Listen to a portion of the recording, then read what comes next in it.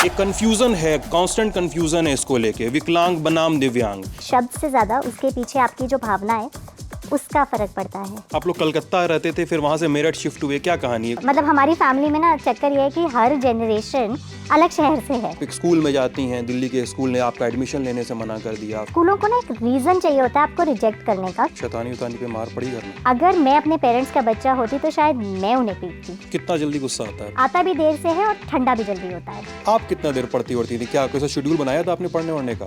Daily schedule UPSC बनाती थी और फिर सो जाती थी। मेरठ आ गई और मेरठ में आपने कर्फ्यू देखा। मुआयना करने गए और ये करा और वो करा, तो वो मुझे बड़ा सही लगता था कि यार ये तो बड़ा अच्छा काम है। घर में ये बातचीत शुरू होती है कि बेटी क्या करेगी। मेरे घर में कभी ऐसा था नहीं। उन्होंने मुझे गाड़ी चलाने के भी बहुत फोर्स किया कि तुम चलाओ सीधा, बट मुझे दिखता ही नहीं है शीशे से ऊपर, वो कैसे चलाऊं। कैडबरी में आप गई थी, वहाँ चॉकलेट मिलती थी खाने को कैडबरी के हाँ, अंदर? गई मैं इसीलिए थी। टारगेट मेरा पूरा क्लियर था। जब आपको रिजेक्ट किया गया ऊपर से, तो क्या कहा गया? मतलब ये कि ये हमारे उस पूरी लिस्ट में नहीं आती है डिसेबिलिटी, किस तरह की बातें? आपको क्या फर्क पड़ता है मेरी क्या डिसेबिलिटी है? अगर आपको जो जॉब की रिक्वायरमेंट है मैं वो फुलफिल करती हूँ तो आप मुझे लीजिए। कैसे खबर मिली थी कि टॉप कर गई? मेरी जो वहाँ पे क्लोजेस्ट फ्रेंड थी उसकी मुझे आवाज़ सुनाई देती है, वो कॉरिडोर में भाग रही है चिल्लाते हुए, Ira is the topper, Ira is the topper. आप अपने आप को मोटिवेटेड कैसे रखते थे प्रिपरेशन के फेज में? दिस वाज प्योरली बिकॉज मुझे पता था मैं यही पर्टिकुलर चीज़ करके अपने आप को इमोशनली सेटिस्फाइड फील करूंगी। आपने एक ट्रांसजेंडर को नौकरी दी और उसकी बहुत चर्चा। उससे पहले तक आप लोगों के पास जा रहे थे एज ट्रांसजेंडर कि मुझे कुछ दे दो, अब वो आपके पास आएंगे काम कराने। कुछ ऐसा रहा हो जिसका मलाल है कि नहीं ये आगे करना है या अभी तक नहीं किया? यार मेरा ना बचपन से भरतनाट्यम सीखने का बड़ा मन था। आप अभी भी शायद ट्विटर पे नहीं है और आप कहती हैं कि बहुत क्योटिक है, नहीं आना है, या मतलब नहीं, बहुत... मुझे लगता है इतना बोलने की क्या जरूरत है सारा दिन। आपने इस इंटरव्यू की शुरुआत में कहा कि आप आलसी हैं, आप मानती हैं अपने आप को। क्यों कहा था? मैं आलसी मानता हूँ अपने आप को, है ना? हाँ, जब आलसी अच्छा आलसी मिलता है अच्छा लगता है ना। हाँ, बहुत ऐसा लगता है यार कोई और तो है। Guest in the news room के इस संस्करण में आप सभी लोगों का स्वागत है। लल्लन टॉप में जब भी हम बातचीत करते हैं, हमारी मीटिंग्स होती हैं कि हमें किस तरह की स्टोरीज़ कवर करनी है, किन तरह की स्टोरीज़ पे ज़्यादा ध्यान देना है, तो कई बार मुद्दा आता है स्टूडेंट्स की बात ज़्यादा की जाए, मुद्दा आता है कि उन लोगों की बात ज़्यादा की जाए जिन्होंने अपनी लड़ाइयाँ लड़ी, जिन्होंने अपनी लड़ाइयों से अपना रास्ता तय किया और दूसरों के लिए भी रास्ते खोले। और इस संस्करण में हम ऐसी ही एक शख्सियत से मिलने वाले हैं जिनका नाम है इरा सिंघल।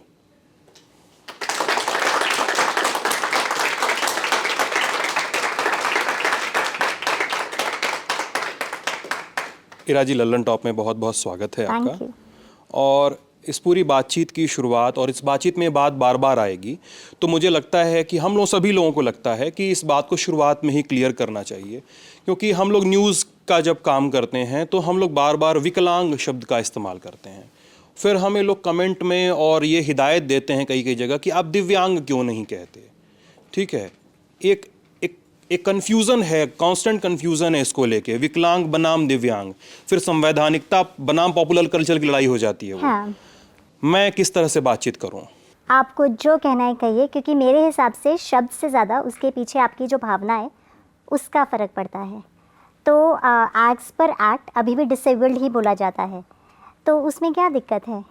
देखिए, हमें ये समझना ज़रूरी है कि एक जगह आप डिसेबल्ड हो, बट उसका मतलब ये नहीं कि आप कंप्लीटली डिसेबल्ड हो दुनिया में पार्टिसिपेट करने के लिए। तो मेरा ये मानना है शब्द से ज़्यादा उसके पीछे जो इंटेंट है वो मैटर करती है। इंटरनेशनल उसमें अभी भी डिफरेंटली एबल्ड या डिसेबल्ड ही बोला जाता है। कन्वेंशंस जो हैं पर्सन्स विद डिसेबिलिटी की ही है। So it is persons with disability, it is not disabled people. तो बस रिकग्निशन इस बात की है कि आप में कोई एक चीज़ है जो बाकी लोगों से थोड़ी कम काम करती है, बट ऐसा नहीं है कि आप कंप्लीटली बाकी लोगों से कम हैं। तो अगर आप विकलांगता भी बोलेंगे तो कोई दिक्कत नहीं है। ये थोड़ा पोलाइटनेस वाली चीज़ है, लोग अच्छा सोचना चाहते हैं इसलिए बोलते हैं कि आप सिर्फ दिव्यांग बोलिए, बट टेक्निकली ये गलत नहीं है। मैम, कहानी क्या है आपकी, इरा जी की कहानी क्या है? मतलब बहुत सारे फोरम्स पे, बहुत सारे मंचों पे आपने कई कई बार इस बारे में बताया है, लेकिन आपकी कहानी क्या है? जब क्योंकि पुराने इंटरव्यूज़ देखते हैं तो आपके बारे में ये पता चलता है कि आप एग्ज़ाम देकर आती थीं और अगले दिन के पेपर का शेड्यूल बनाती थीं और फिर सो जाती थीं और ये भूल जाती थीं कि अगले दिन परीक्षा भी है। पढ़ाई लिखाई क्या रही आपकी, कैसी रही शुरुआत?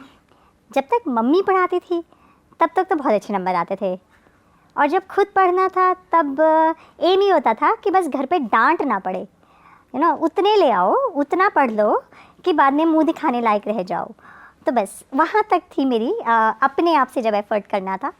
तो मैं कभी भी वो नंबर के पीछे भाग नहीं सकती थी, मैं उतना ना एनर्जी नहीं लगा सकती थी। सिर्फ वो जो इमोशनल एनर्जी लगती है ना पढ़ाई नंबरों के बारे में चिंता करने की, वो नहीं थी मेरे पास कभी भी। तो मेरे लिए मुझे पढ़ने में मज़ा बहुत आता था, बट अगर मुझे पढ़ाई एग्ज़ाम के लिए पढ़नी पड़े तो मुझे दिक्कत भी है। तो जब एग्ज़ाम के लिए पढ़ने वाली बात आती थी तो मैं लास्ट मिनट पढ़ती थी। पूरी इंजीनियरिंग ऐसे पार हुई है कि अगले दिन पता चलता है कि मतलब जिस दिन एग्ज़ाम है उससे 6-7 घंटे पहले पता चलता है कौन सी किताब है इस एग्ज़ाम में। तो हाँ, थोड़ा गड़बड़ था। इसीलिए मुझे समझ आ गया था इंजीनियर बनना तो तुम्हारी बस की है नहीं। तो इसीलिए आई वेंट इनटू मैनेजमेंट उसके बाद। बट डिफरेंट स्टेजेस की पढ़ाई की बात है। जो सब्जेक्ट्स एंजॉय करे उसको रियली डीपली पढ़ा, और जो नहीं एंजॉय करे उनको बस पास हो जाए लेवल पे ही पढ़ा। वैसे पास मुझे सिर्फ सब में ही होना था। जैसा मैंने कहा उतनी एनर्जी नहीं लगा सकती मैं कि मैं टेंशन लूँ कि ओ माय गॉड कितने नंबर आ रहे हैं मेरे अगले दिन।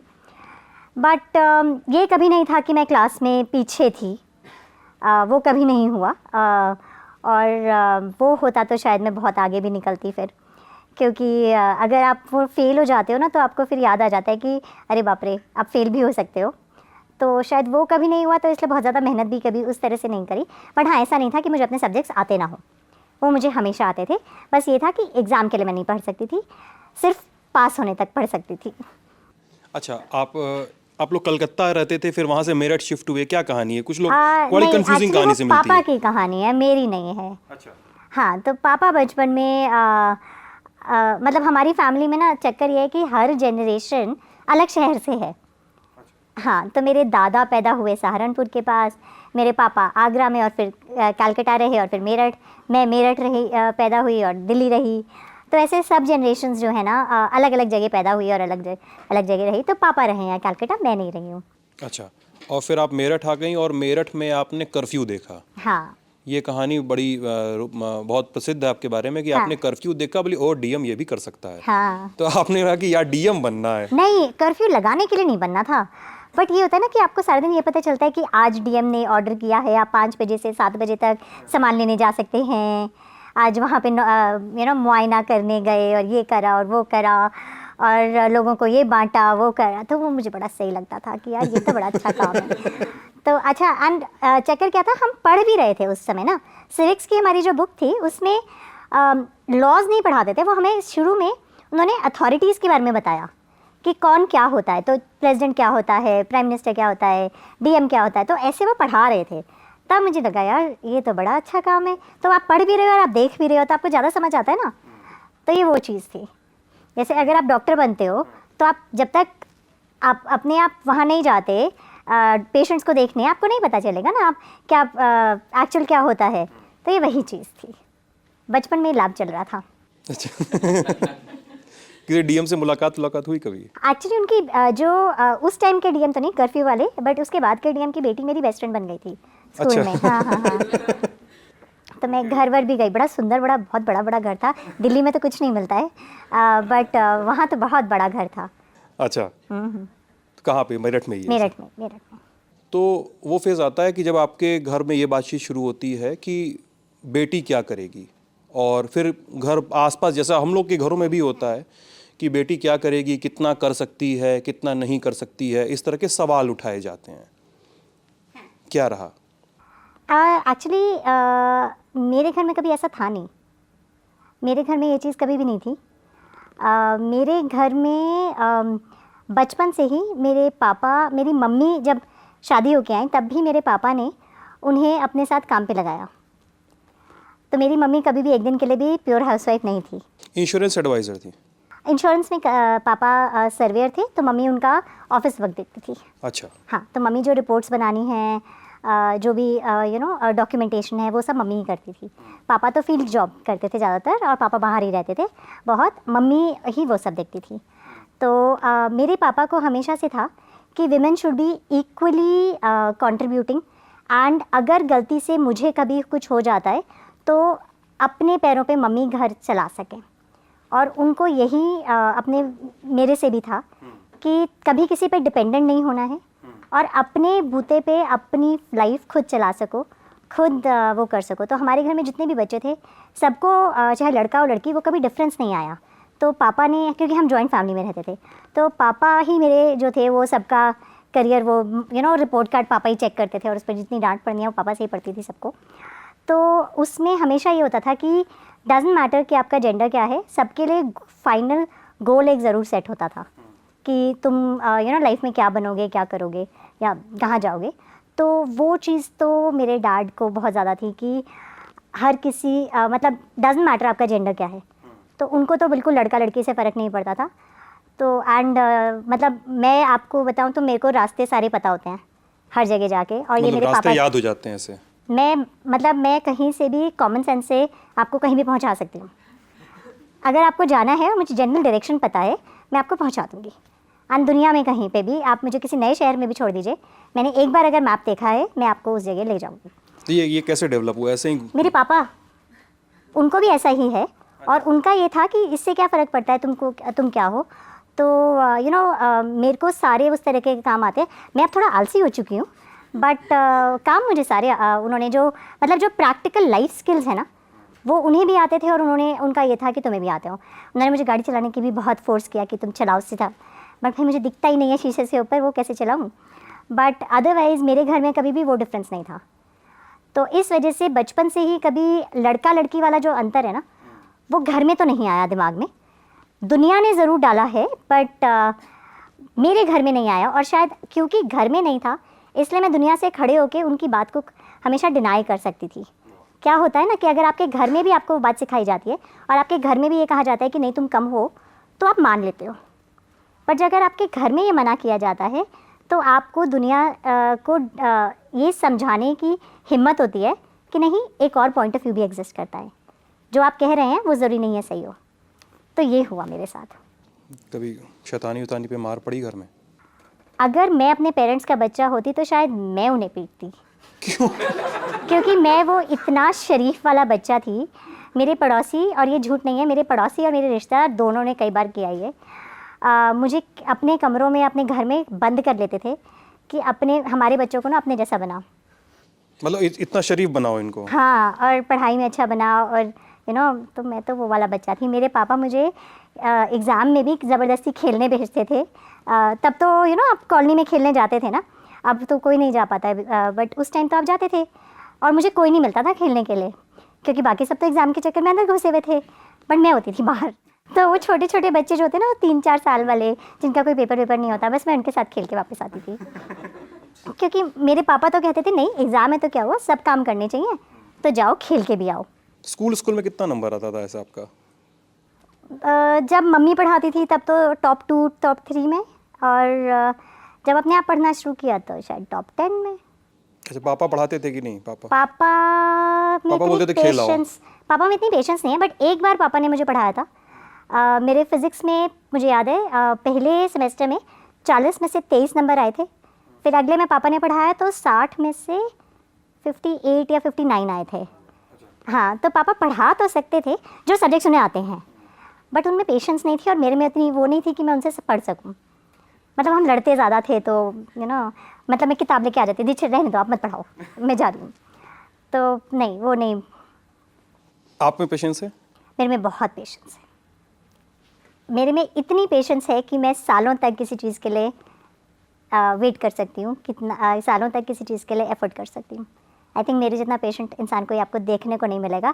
बट एक चीज़ और है, इरिटेट होना is very different from impatient होना, और लोग ना उस चीज़ को नहीं समझते। एक होता है ना कि tolerance for peoples repeated mistakes is very different from patience. तो मैं अगर एक लाइन में खड़ी हूँ, मैं खड़ी रहूँगी, मतलब जब तक मेरा नंबर नहीं आएगा मैं कूद के आगे नहीं जाऊँगी। तो ऐसा नहीं है। हाँ, अगर मुझे लगेगा कुछ प्रॉब्लम हो गई है, कोई इशू सॉल्व करने वाला है तो अलग बात है, but that is not impatience, that is solving public crisis. But patience तो मेरे में बहुत है। और कितना जल्दी गुस्सा आता है आपको? मुझे गुस्सा नहीं आता है। मुझे मैं बहुत कंट्रोल्ड उसमें होती हूँ। जहाँ दिखाने की ज़रूरत है वहाँ ज़रूर गुस्सा करूँगी, क्योंकि कई सिचुएशंस हमारे जॉब में स्पेशली ऐसी होती हैं जहाँ ज़रूरी है कि आप गुस्सा करो। अगर आप नहीं करोगे तो the message does not go across. कई बार क्या होता है ना, एज अ बॉस अगर आप कोई बात नहीं करते रहोगे तो पीपल टेकन फॉर ग्रांटेड। हाँ, वो सोचेंगे कि बॉस तो कुछ कहता नहीं है तो कोई बात नहीं। तो अगर आपको कई बार अपने स्टाफ से काम कराना है तो आपको गुस्सा ना आना वाली बात नहीं होती है, आपको वो उस तरह से टैकल करना होता है। तो वो गुस्सा वाली बात नहीं होती है, वो सिचुएशन को टैकल करने वाली चीज़ होती है। और गुस्सा मेरा वैसा नहीं है कि आता भी देर से है और ठंडा भी जल्दी होता है। तो मुझे एज सच गुस्सा इतना आता नहीं है।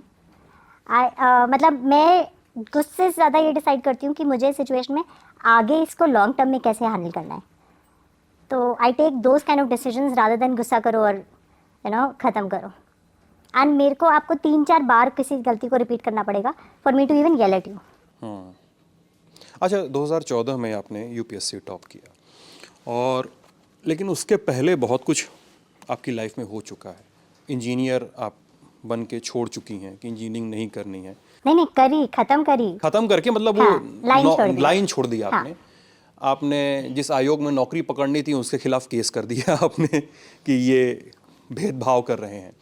लेकिन इन सब के बीच एक लंबी लड़ाई आपकी रही कि उस भेदभाव की कहानी को अगर हम पकड़ें, कि जिससे इस बातचीत की शुरुआत हुई थी, कि वो डिसेबिलिटी जो है, वो जो विकलांगता है, वो आपकी लाइफ में कैसे चल रही थी साथ साथ इस पूरी कहानी में। आप एक स्कूल में जाती हैं, दिल्ली के स्कूल ने आपका एडमिशन लेने से मना कर दिया, फिर आप वापस मेरठ जाती हैं। क्या ये सब कैसे घट रहा था इस सब के दरमियान? नहीं, ऐसा नहीं हुआ कि स्कूल में एडमिशन से हम वापस मेरठ चले गए, ये नहीं हुआ था। हाँ, क्या हुआ था बताएं मुझे। नहीं, देखिए, बचपन से हर बार स्कूल में एडमिशन में तो स्कूल रिजेक्ट कर देता है, क्योंकि उस टाइम पे समझ नहीं थी डिसेबिलिटी की। ये माना जाता था कि फिज़िकल डिसेबिलिटी, और जो कभी अभी भी बहुत जगह माना जाता है, का मतलब है मेंटली भी आप कमज़ोर हो।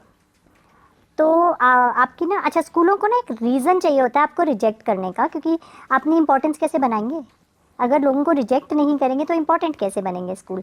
तो स्कूलों की तो ये उस समय दिक्कत हुआ करती थी कि हम तो रिजेक्ट ही करेंगे। अभी भी होगी मेरे ख्याल हाँ, से कभी। और उनको ना एक रीज़न चाहिए होता है कि किस लिए आपको रिजेक्ट करें। तो मेरे केस में मेरे भले ही टेस्ट, क्योंकि उस समय टेस्ट हुआ करते थे, टेस्ट में मेरे फुल मार्क्स भी आएंगे, तब भी मुझे रिजेक्ट कर दिया जाता था, क्योंकि ऐसा बच्चे को तो हम नहीं पढ़ाएंगे, स्पेशल स्कूल में डाल दो, ये बोल देते थे वो। हाँ, स्पेशल स्कूल में डाल दो। और भी मतलब पर मेरे पापा उस मामले में बहुत वो थे, क्योंकि वो फिर लड़ते थे स्कूल वालों से कि किस बेसिस पे आप कह रहे हो कि आप बच्चे आप मतलब आपके, एक तो मेरे केस में आपको कुछ स्पेशल करना नहीं है एज अ स्कूल। ऐसा तो है नहीं कि स्कूल को कोई स्पेशल रिक्वायरमेंट देनी थी, कोई स्पेशल टीचर लगाना था या कुछ भी इंफ्रास्ट्रक्चर स्पेंड करना था, तो उसके बेसिस पे आप रिजेक्ट क्यों करें? तो मेरे डैड ना बहुत इंसिस्ट करते थे, बहुत वो करते थे। तो एंड उस टाइम पे तो ना किसी से कहलवाना बहुत ज़रूरी हो जाता था, सोर्स लगाने की जो बात होती थी वो उस टाइम पे बहुत वो होती थी।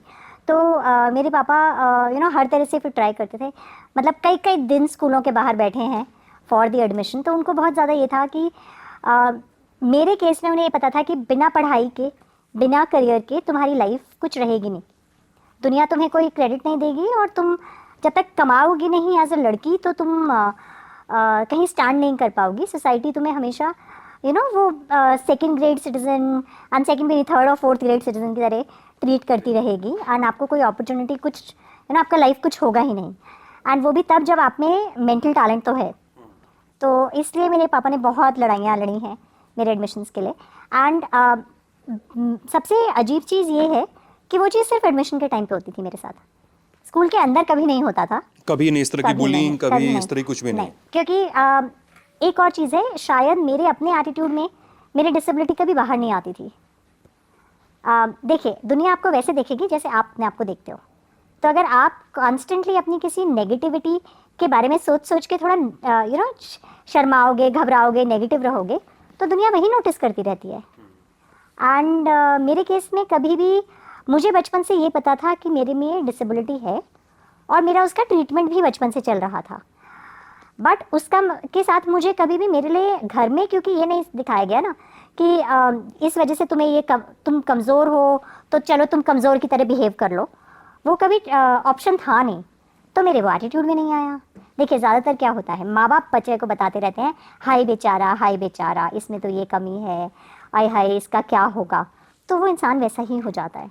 वो इंसान भी खुद सोचने लगता है आय हाय मेरा क्या होगा, मैं तो कुछ कर ही नहीं सकता, क्योंकि पेरेंट्स ने कह दिया ना आप कुछ नहीं कर सकते, आप बेचारे हो। मेरे केस में वो नहीं हुआ एंड मुझे बचपन से दूसरों के लिए सोचना सिखाया गया। तो वो चीज़ एक बहुत बड़ा डिफरेंस था। मेरे स्कूल ने भी ये सिखाया और घर में भी यही सिखाया गया। जैसे कभी कोई चॉकलेट आती है, अगर आपको भी मिली है तो आपको सबके साथ शेयर करनी ज़रूरी थी। हम जॉइंट फैमिली में थे तो कभी वो चीज़ नहीं हुई कि सिर्फ अपने लिए सोचना तुम्हें अलाउड है। इस वजह से हम मतलब शायद मेरे एटीट्यूड में वो चीज़ कभी आई नहीं कि मेरे अंदर कोई कमी है या मैं किसी से कम हूँ। और दुनिया ने भी फिर ऐसा नहीं माना। मेरे आसपास के जो मेरे क्लासमेट्स थे या मेरे टीचर्स थे, तो वो स्कूल एडमिशन में तो ज़रूर होती थी बात, बट उसके बाद कभी नहीं हुई। उसके बाद कभी नहीं हुई। मैं हाइट में छोटी थी तो क्लास में सबसे आगे बैठना पड़ता था और लाइन में सबसे आगे खड़ा होना पड़ता था, and that was not my choice. और कौन आगे खड़ा होना चाहता है? इवन सबसे शरीफ बच्चा भी नहीं खड़ा होना चाहता, मैं आपको बताऊं। हाँ। है ना, क्योंकि भाई हम लोग भी पीछे की सीट पकड़ते थे। हाँ। नहीं, मैं बैक बेंचर तो बन ही नहीं पाई कभी। चाह कर भी मतलब कैसे बनती आप बताओ? टीचर को ही गिल्ट हो जाता था क्या है इस बेचारी को हमने पीछे बैठा दिया, और एजम्पशन ये थी कि आप तो बहुत सीख रहे होंगे क्लास में, तो कभी नहीं बन पाई। काफ़ी सारी रिग्रेट्स हैं मेरी ऐसी। तो उस चक्कर में कभी एंड देखिए मैं पढ़ाई में अच्छी थी। इंडिया में एक बहुत अच्छी चीज़ है, आप अगर पढ़ाई में अच्छे हो ना तो बस फिर आपसे और कुछ और nothing else matters. School level पे बच्चे के नंबर कितने आ रहे हैं और वो वैसे कैसा बच्चा है, that is the only thing matters. आपकी शक्ल क्या है, आपका बाकी कैसे दिखते हो, वो फ़र्क नहीं पड़ता। उस टाइम पे, हमारे टाइम पे तो मोटे पतले की भी बुलिंग कभी नहीं होती थी, वो अब होनी शुरू हुई है।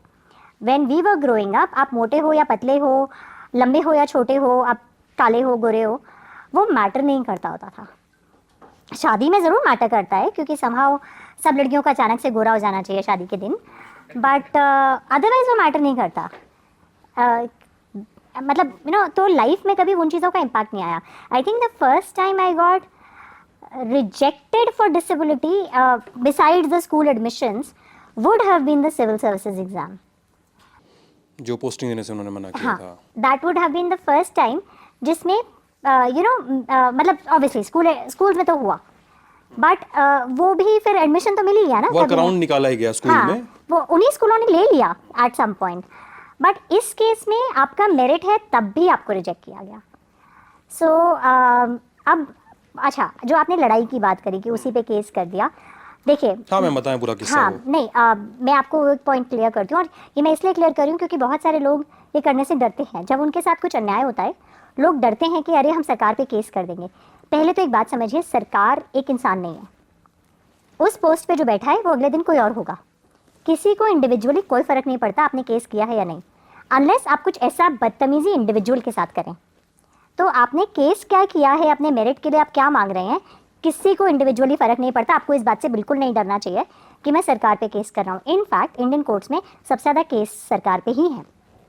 हम ही सबसे बड़े डिफेंडेंट होते हैं, तो और हमारे हर डिपार्टमेंट डिफेंडेंट होता है।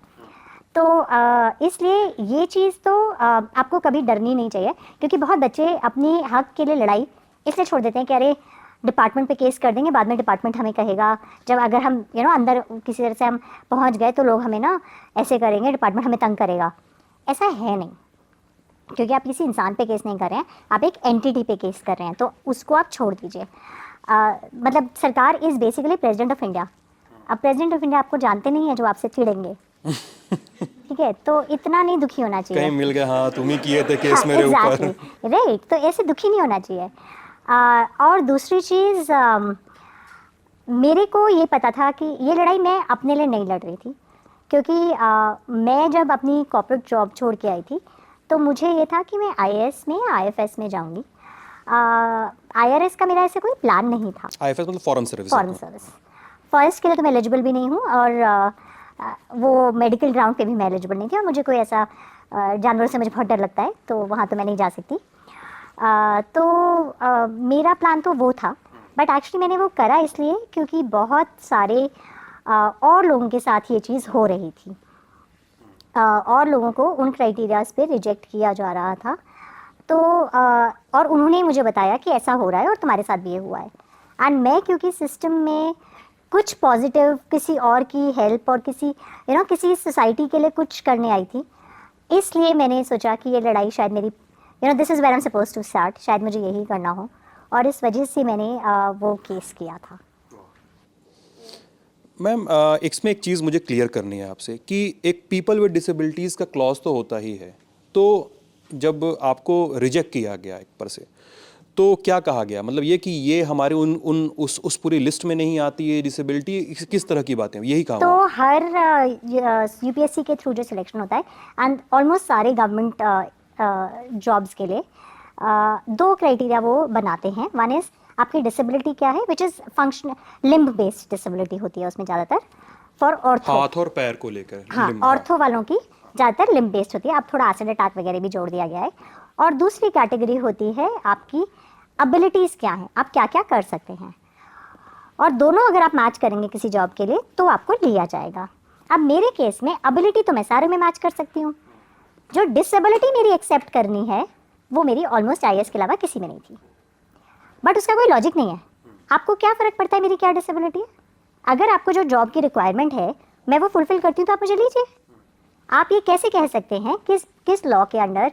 By the way this is completely against constitution, article 16, article 14, इन सब के अगेंस्ट है ये। प्लस जो United Nations convention for persons with disability है उसके भी अगेंस्ट है ये, क्योंकि आप एक कैटेगरी के अंदर डिस्क्रिमिनेशन कर रहे हैं। आप ये कह रहे हैं कि मेरे को इसी टाइप के डिसेबल लोग पसंद है तो मैं सिर्फ इन्हीं को जॉब दूंगा, जो आप नहीं कह सकते। अगर वो डिसेबल्ड है और वो जॉब करने के लिए केपेबल है तो आप कैसे डिसाइड कर सकते हैं कि मुझे इसकी डिसेबिलिटी नहीं पसंद आ रही, और यहाँ पे ये बात हो रही है। तो ये मुझे बहुत गलत लगा था, जिसको मैंने चैलेंज किया था कोर्ट में।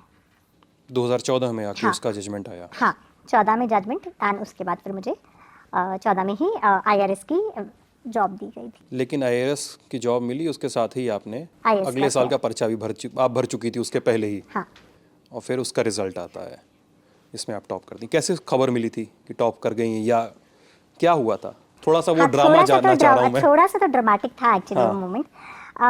तो उस दिन क्या हुआ कि हमें पहले दिन पता चला था कि कल शाम को 5 बजे रिजल्ट आएगा। यूपीएससी ना अपनी वेबसाइट पे ऊपर नोटिस डाल देती है कि कब रिजल्ट आ रहा है सिविल सर्विसेज का। तो उसमें आया था कल शाम को 5 बजे आएगा, विच वॉज अ फ्राइडे, कि सैटरडे को आएगा। अब सैटरडे को पहले हमें पता चलता है कि नहीं 2 बजे आ रहा है, सैटरडे मॉर्निंग ये अपलोड होता है, फिर आता है थोड़ी देर बाद अपलोड होता है कि नहीं 1 बजे आएगा। अच्छा, उस टाइम पे मैं हम लोगों से 2 हफ्ते पहले ही दिल्ली में for IRS customs and central excise उस समय होता था वो का ट्रेनिंग सेंटर था, बट क्योंकि बैच बहुत बड़ा था तो उसको 2 में स्प्लिट करके एक पार्ट ऑफ ट्रेनिंग हैदराबाद में होती थी और एक पार्ट दिल्ली में होती थी। तो आधा बैच पहले इधर होता था और फिर दूसरी जगह जाता था, ऐसे स्प्लिट हो रहा था। तो मैं शुरू में दिल्ली में थी और उसके बाद में हैदराबाद गए। तो 2 हफ्ते पहले ही हम हैदराबाद शिफ्ट हुए थे, एंड वहाँ पे सारे हॉस्टल में हम रह रहे थे। तो सबने पेपर दिया हुआ था, बहुत लोगों ने दिया था, बहुत लोग रिजल्ट का वेट कर रहे थे, एंड हमारे कॉरिडोर में रूम्स थे ऐसे। एंड ठीक 12:58 पे मेरा नेट चला गया। 1 बजे रिजल्ट 12:58 पे। हाँ, मेरा नेट चला गया और मैं बड़ा परेशान, यार नेट ही नहीं लग रहा है। अब क्या हुआ, मैं ट्राई करे जा रही थी। फिर अचानक से 1 बजे के 1-2 मिनट बाद मेरी जो वहाँ पे क्लोजेस्ट फ्रेंड थी उसकी मुझे आवाज़ सुनाई देती है। वो कॉरिडोर में भाग रही है चिल्लाते हुए, Ira is the topper, Ira is the topper. मुझे समझ नहीं आया, मुझे बस अपना नाम सुनाई दिया। अच्छा। हाँ, और कुछ टॉपर वर्ड सुनाई दिया, तो मेरे को लगा था 5-10 में होगा नाम, 5-10 में शुरू में होगा। तो शुरू में तो मुझे समझ नहीं आया वो बोल क्या रही है। सारे लोग बाहर आ गए कमरे से क्योंकि वो इतनी ज़ोर ज़ोर से चिल्लाते हुए थी, एक्साइटेड थी वो। तो फिर 2-3 मिनट लगे और मैंने तो वो न्यूज़ कंफर्म नहीं करी, क्योंकि मुझे तो उसके बाद वहाँ मीडिया को पता चला था। तो मुझे 1-2 मीडिया से कॉल आ गए, वो नंबर तो मिल जाता है कहीं कहीं से। तो फिर कॉल्स आए, एंड फिर उसके बाद मतलब आपने रिजल्ट अभी तक नहीं देखा है? नहीं, अब तो देख लिया है। 8 इयर्स डाउन द लाइन में देख चुकी हूँ, 7 इयर्स, हाँ, बट तब आई थिंक मैंने 4-5 दिन बाद देखा था। 4-5 दिन बाद देखा? हाँ, क्योंकि मुझे वो टाइम नहीं मिल रहा था देखने का। हाँ, ये हालत थी उस दिन।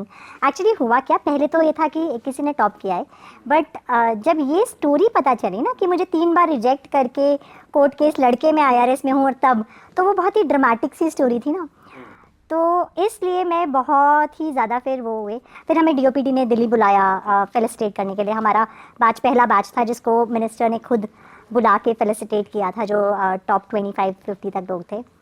तो इसलिए तो वो मतलब मुझे आई थिंक ऐसे कोई इमोशंस वो नहीं थे, हैप्पीनेस और वो, इट वाज मोर लाइक अरे यार थैंक गॉड ख़त्म हो गया। अब वेट नहीं करना ना इसका पूरा। और मतलब मैं बोलती हूँ लोगों को, कोई समझता नहीं है, but civil services exam is the best way to destroy your enemies. Pass होके नहीं, उनको उसमें बिठा के। मतलब खुद के लिए नहीं होता है, खुद तो आप काम करोगे ना, आप उसको बैठा दो। किसी को बोलो किसी की ज़िंदगी बर्बाद करनी है, मतलब उसको ना पूरी तरह बर्बाद करना, और आप बताना भी नहीं चाहते, उसको बताना भी नहीं चाहते आपकी मैं तेरे को बर्बाद करने की कोशिश कर रहा हूँ। उसको बोल दो भाई तू बहुत तेज़ है, तुझे देना चाहिए सिविल सर्विसेज। खत्म है ज़िंदगी। इमोशनल, मेंटल, फाइनेंशियल, फिजिकल, हर तरीके का सेल्फ इन्फ्लिक्टेड टॉर्चर, और आप इससे बाहर भी नहीं आ पाते। आपने सुनी होंगी कहानियाँ, लोग 10-10 साल तक ज़िंदगियाँ बर्बाद कर रहे हैं। मैं एक इंसान को जानती हूँ जो उसने मेरे साथ देना शुरू किया था। 2010 में पहला पेपर दिया था और अभी 2022 तक दे रहा है। दे रहे हैं वो भी। अच्छा, आपकी जो फ्रेंड कॉरिडोर में चिल्ला के घूम रही थी, उन्होंने भरा था पर्चा? हाँ हाँ, वो भी अपने रिजल्ट देख रही थी ना, तभी तो उसे पता चला। कि उनका हुआ कि नहीं? नहीं, उसका IRS में ही है वो। अच्छा, IRS में। हाँ हाँ। आप मतलब ये कहानियाँ तो चलती हैं कि मेंस इंटरव्यू में क्या होता है, UPSC के इंटरव्यू में क्या, मतलब एक तो कहानियाँ एकदम मनगढ़ंत कहानियाँ हैं कि खिड़की पे खड़े होकर कूद जाओ। हाँ तो कोई अंदर कूदना था, बाहर कूदना था, गमला रखा है गमला हटा दो तो कि गमले साइड, इस तरह की कहानियाँ चलती हैं मनगढ़ंत। हाँ। आप इंटरव्यू में गई जिस साल आपका हुआ सिलेक्शन IAS में, तो क्या मतलब आपसे मुझे बिल्कुल नहीं याद है।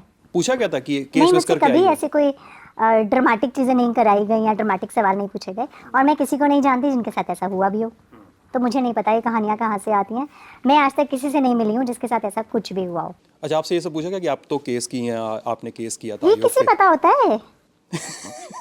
ये उनको नहीं पता। नहीं, और अगर होगा भी तो उन्हें फर्क थोड़ी पड़ेगा। Why do they care? मैं वही तो बता रही हूँ, किसी को फर्क नहीं पड़ता। सरकार में किसी को फर्क नहीं पड़ता। जो हायरार्की है ना, उसमें किसी को फर्क नहीं पड़ता। और अनलेस जज आपकी पर्सनल अपीयरेंस लगाए, और तब भी ना आपको उसमें कोई फर्क नहीं पड़ता, क्योंकि आपको उस डिफेंडेंट ने थोड़ी कहा है कि इसको सामने बुलाओ, तो आप डिफेंडेंट से क्यों चिढ़ोगे? और आपको पता है कि आपको इसलिए बुलाया जाता है ज़्यादातर कि आपके डिपार्टमेंट ने जवाब ही नहीं दिया। तो ऐसा नहीं है, कोई वो नहीं नोटिस होता। का रिप्लाई नहीं किया समय हाँ। पे तो आप इन पर्सन आ जाओ। हाँ, तो ज़्यादातर ऐसे कोई नहीं सोचता है, किसी को नहीं पता, कोई याद ही नहीं रखता है। मेरा केस तो इसलिए पता है ना क्योंकि वो उसके बाद इतना कुछ हो गया। इंजीनियरिंग वाली लाइन लेंथ कैसी थी आपकी? वो आप जो नौकरी करने गई फिर वहाँ पे आपको लगा कि यार इधर नहीं जाना नहीं चाहिए? नहीं, मैं नौकरी करने कभी गई ही नहीं। क्या हुआ था? इंजीनियरिंग वाली कहानी क्या है? नहीं नहीं, इंजीनियरिंग में 4 साल मैनेजमेंट किया, फिर सोचा कि यार इसकी डिग्री भी तो ले लें। कर लिया इतना काम, इतनी मेहनत, तो उसकी डिग्री ले ली, MBA कर लिया। फिर MBA के बाद मैंने जॉब किया था। हाँ, कैडबरी में। कैडबरी में आप गई थी, और वहाँ पे कितनी कुछ लंबी जॉब होती थी आपकी, कुछ घंटे? हाँ, मेरी एक पीरियड में 20-20 घंटे मुझे काम करना पड़ रहा था, सैटरडे संडे इंक्लूडेड, बिकॉज मैं कुछ ऐसे प्रोजेक्ट्स हैंडल करी थी जो मतलब मैं basically all India Diwali sales Cadbury की हैंडल करी थी। अच्छा। विच वाज कॉर्पोरेट की दिवाली सेल्स, तो मैं अकेले ही हैंडल करी थी। नॉर्मली वो लोग 14 लोगों को करीब लगाते थे उसमें, बट उस साल मैं अकेले हैंडल करी थी। तो इट वाज ऑल इंडिया में टीम्स मैनेज करना, टीम्स पहले तो क्रिएट करना, फिर it's almost like setting up a new business. वो था पूरा, हर क्लाइंट से डील करना, फिर डिलीवरीज कराना, फिर पैसे लेना, तो बहुत बड़ा प्रोसेस था। और चॉकलेट मिलती थी खाने को कैडबरी की? हाँ, एम्प्लॉयज मिल जाती थी आराम से? अच्छा, तब भी अच्छी हाँ हाँ हाँ हाँ, गई मैं इसीलिए थी। टारगेट मेरा पूरा क्लियर था। तो Cadbury was such a nice company. जब भी वो प्लेसमेंट्स में आते भी थे बिजनेस स्कूल में, तो वो पूरे डब्बे भर के चॉकलेट लेके आते थे, और कोई कंपनी सामान नहीं लाती थी, वही लाते थे। अच्छा, प्लस क्या हुआ, एंड मेरा तो मंथली एक्सपेंडिचर खाने में सिर्फ चॉकलेट पे होता है। तो मैंने जब प्लेसमेंट्स हो रहा था, तो मेरे 4-5 कंपनीज़ में इंटरव्यूज़ का प्रोसेस चल रहा था। तो जब कैडबरी में खत्म हुआ, मुझे समझ आ गया था मुझे ले लेंगे। अच्छा हुआ था इंटरव्यू मेरा, तो मैंने प्लेसमेंट टीम को बोल दिया था मुझे बाकी सबसे विड्रॉ कर लो, मेरा हो जाएगा यहाँ पे, क्योंकि यार फ्री चॉकलेट फॉर लाइफ मिल रही है। उसके आगे क्या चाहिए आपको। एंड वो ऑलमोस्ट इस साइज़ का कमरा फुल ऑफ चॉकलेट्स था ऑफिस में, जो आप जब मर्जी चाहो जितनी मर्जी खाओ। कोई प्रोडक्ट लॉन्च हो रहा है तो आपको पहले खाने को मिल जाएगा। तो ब्रांड मैनेजर से दोस्ती करो तो सारे जो भी वो इनोवेशंस कर रहे हो सब आपको मिल जाएंगी पहले। और मैंने तो एक्सपायर्ड चॉकलेट्स भी बहुत खाई हैं। एक्सपायर हो चुकी है। हाँ। कोई दिक्कत नहीं होती। हम लोग तो ऐसे नहीं खाते, ऐसे सेल्फ खरीद के तो कोई नहीं खाएगा। नहीं, वहाँ पे एक्चुअली कई बार क्या होता था, हम लोग टेस्टिंग के लिए कुछ इंडिया में अगर कुछ लॉन्च करना है तो आप मंगवाते हो ना, तो अब वो रखी एक्सपायर हो गई, क्योंकि वो बिकनी तो है नहीं, तो वो भी हम खा लेंगे। किसी को अगर ज़रूरत नहीं है उसकी, वो फिकेगा ही तो। अच्छा, आप लबासना गई उसके बाद, वहाँ पे क्या रहा एक्सपीरियंस? आई थिंक जब आप पहले दिन एंटर करते हो तो आपको रियलाइज़ होता है इससे ज़्यादा सुंदर जगह अर्थ पे एग्जिस्ट नहीं करती होगी। बहुत सुंदर होता है। एंड आप ना जाते हो सितंबर फर्स्ट वीक में, अगस्त का लास्ट 2-3 डेज में, या सितंबर फर्स्ट वीक में। तब क्या होता है, वहाँ बारिशें होती हैं मसूरी में, और बादल ना आपके लेवल पे होता है, तो आप ना बादलों में से चलते हो। So it is absolutely beautiful. And हमारी एकेडमी के सारी तरफ पहाड़ दिखता है आपको, एंड बहुत ग्रीन, एंड एंड एकेडमी भी वो पुराने ब्रिटिश स्टाइल पे, आधा ब्रिटिश स्टाइल का बना हुआ है। बड़े बड़े parks, lawns with trees, and पूरा मैनिक्योर्ड, एंड सब बहुत सुंदर है एकेडमी। तो वहाँ जाके पहले दिन ही आप इतने खुश हो जाते हो कि उसके आगे फिर आप कुछ सोचते नहीं। But it was almost like being in a college back. And मेरे लिए तो बहुत ही अच्छा एक्सपीरियंस था, बिकॉज मेरा एक बहुत क्लोज फ्रेंड सर्कल था। एंड उसके अलावा मेरी ऑलमोस्ट अपने बैच में मेजॉरिटी ऑफ लोगों से दोस्ती है, तो हमारा बैच भी बहुत अच्छा है। आपस में हमारे बहुत स्ट्रॉन्ग बॉन्डिंग है, inter services and intra IAS also. तो for me that experience was excellent. LBSNAA के बारे में जो हम लोगों ने सुनी है कुछ अपने दोस्तों से, जो IAS अधिकारियों से बातचीत में, कि वहाँ पे कई सारी फिजिकल एक्टिविटीज़ करवाई जाती हैं, जो ट्रेनीज़ आते हैं उनसे। तो उस समय जब आप वहाँ थी, तो वो क्या आपके लिए कुछ अलग तरीके से एक्टिविटीज़ प्लान की हुई थी, क्या था? So all people with disabilities have the option of not participating in those activities। उसके अलावा की बहुत सारी चीज़ें होती हैं जो आप कर सकते हो। तो फॉर एग्जांपल जब ट्रैक करते हैं लोग, तो हम लोगों को एजुकेशनल विजिट्स पे ले जाते हैं। Educational visits? हाँ। अच्छा। तो जब जो 1 वीक का ट्रैक होता है जिसमें बाकी लोग गए थे, हम उसमें जो PWD कैंडिडेट्स हैं, और कुछ कैंडिडेट्स होते हैं जो इतना नहीं चल सकते फॉर मेडिकल रीजंस। ज़रूरी नहीं है आप डिसेबल्ड ही हो, आपके और भी रीजंस होते हैं। तो उन कैंडिडेट्स को सबको हम लोगों को एक ऊपर हिमालयज़ में विलेज विजिट पे ले गए थे। तो वहाँ पे हमने जनरली कैसे रहते हैं गांव में लोग, क्या फैसिलिटीज़ हैं, क्या वहाँ का इंफ्रास्ट्रक्चर है, उस सब पे हम लोगों ने 1 हफ्ता इंटरेक्शंस उनसे सीखा। उन्होंने, हम गए थे चिपको मूवमेंट जहाँ स्टार्ट हुआ था वहाँ, तो चमोली के। तो वहाँ पूरा हम लोग अंदर तक गांव में काफ़ी लोगों से इंटरेक्ट किया। तो हमारा वो 1 वीक वहाँ था। हाँ। एंड और भी जो जैसे जिम, सुबह PT होती है तो उसकी जगह हम लोग जिम जाते थे, क्योंकि PT ग्राउंड बहुत दूर है, चल के जाना है एंड वापस आना है, तो उसकी जगह हम लोग PT में जाते थे। और भी बहुत एक्टिविटीज़ हैं। हॉर्स राइडिंग कंपलसरी सिर्फ कुछ उसके लिए होती है, उसमें भी आप ऑब्वियसली नहीं आपको वो है, तो ऐसा नहीं है, बहुत चीज़ें आपकी एग्जेम्प्टेड होती हैं। बहुत सारी चीज़ों से एग्जाम्प्ट कर दिया जाता है आपको, मतलब आपके लिए ऑल्टरनेट्स होते हैं कि ये काम नहीं तो ये काम कर लीजिए। अच्छा, मेरे 1-2 सवाल हैं, उसके बाद कुछ सोशल मीडिया पे आपसे जुड़े सवाल आए हैं, उस न्यूज़ रूम में भी कुछ लोग आपसे सवाल पूछना चाहते हैं, तो हम उसके पे आ जाएंगे। आपके बारे में एक चीज़ मैंने पढ़ी, शायद गलत भी हो सकती है, इस इंटरव्यू से शुरुआत से 2-3 चीज़ें गलत हो चुकी हैं, तो मैं इसको भी सोच रहा हूँ गलत कहीं ना हो। तो आपने एक ट्रांसजेंडर को नौकरी दी और उसकी बहुत चर्चा है, उस व्यक्ति की और उस पूरे आपके उस काम की वो चर्चा है कि आप जब पोस्टिंग होती है और आपने एक ट्रांसजेंडर को नौकरी दी, क्या कहानी है मैम? ये सही है। मैं शायद सरकार में पहला इंसान हूँ जिसने फुल टाइम एक ऑफिस में सरकारी ऑफिस में ट्रांसजेंडर को नौकरी दी, 2 लोगों को मैंने ऐसे नौकरी दी थी। उसकी कहानी actually I like discussing it because शायद इससे 2-3 लोगों की और सोच बदल सके। जब मैं नौकरी में आई थी तो मैंने कभी नहीं सोचा था कि मुझे ट्रांसजेंडर्स के लिए काम करना है। ये कभी एजेंडा नहीं था, कभी कुछ नहीं था, बिकॉज ये एक ऐसा सेगमेंट है जिसके बारे में कोई नहीं सोचता। वो हमारी सोसाइटी का ना रेगुलर पार्ट नहीं है, आपको दिखते नहीं है तो आप उनके बारे में सोचते नहीं हो। तो क्या हुआ, मुझे एक NGO जो ट्रांसजेंडर्स पे काम करता है, उन्होंने इनवाइट किया for a discussion interaction session with people. किस साल की बात है रफली? ये होगी 2017 की ही बात होगी, अच्छा, 16 या 17 की ही बात होगी, 17 की ही होगी, बिगनिंग की। पहली पोस्टिंग के समय की बात होगी। पता नहीं पोस्टिंग शायद हो चुकी थी, मुझे याद नहीं क्लियरली पोस्टिंग हो चुकी थी या नहीं, बट मुझे लगता है मेरे साथ एक स्टाफ था तो शायद हो चुकी थी पोस्टिंग। तो वो शायद वो आज तक की पहली और आखिरी जगह है जहाँ मैंने एक इंटरेक्शन सेशन ऐसा किया जिसमें मैं लोगों को ये नहीं बता पाई कि तुम अपनी लाइफ में खुद से क्या इम्प्रूव कर सकते हो, तुम ऐसा क्या करो अपनी ज़िंदगी में जो तुम्हारी लाइफ बेटर हो जाए, या मैं उनकी सोच में डिफरेंट तरीका उन्हें दे पाती। नॉर्मली मैं हमेशा ये कर पाती हूँ, मैं आपको ये बता पाती हूँ कि आप किस चीज़ को चेंज कर सकते हो अपनी लाइफ में अगर आपकी लाइफ में कोई दिक्कतें हैं, या आप निकल के सिचुएशन से कहाँ क्या अपने लिए ऑप्शंस कर सकते हो। That was the only time, until date is the only time जहाँ मेरे को पता ही, मैं बोल ही नहीं पाई कि आपकी लाइफ में आप क्या ऐसा कर रहे हो जिसको आप चेंज कर सकते हो।